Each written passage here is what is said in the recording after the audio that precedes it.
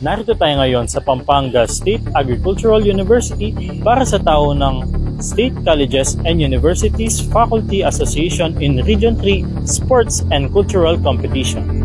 Kabilang ang DABSU sa 13 state universities and colleges na nakilahok sa 3 araw na friendly competition and tournament. Sa ikalawang araw ng kompetisyon, iba't ibang sport events ang mga idinaraos.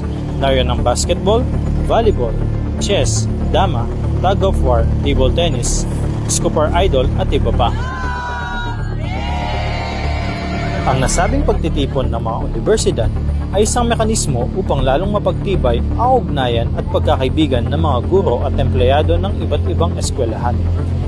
Ayon sa DABSU Faculty Association President, the purpose of Scoopar 3 is unity in diversity. Maglalaro ng mga games, tapos makikipagkilala, so that we'll be able to build friendship with the rest of the other faculty members as well as officers and administrators of the 12 participants of Scoopar 3. And this is my first time to have this Scoopar 3. Preparation wise, I think I have a lot of my officers helping me, and also we have the faculty members from IPE who are very much hands-on sa start. Ayun naman sa coach ng basketball men above 45 and below 45. Technique namin yan mamaya, same pa rin defense, no?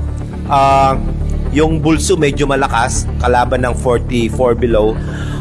We are going to break the 1-2-2 defense nila, and we are going to break them on the sa gap, no? We go into the gap of the spacing para mas makita namin kung ano yung pwede pa naming magawa. And then we do some pass breaks, and magagaling yung mga natin, yung mga players natin. Hope and pray na pati sa 45 above at saka sa 44 below. Hope to see you. Sana maka-3-peat kami sa 44 below kasi we are gunning for the 3-peat championship, no, ng dito sa Scoopar. Bukas naman ay gaganapin ang championship games at closing ceremony at inaasahan ang matagumpay na paglahok ng Don Honorio Ventura State University.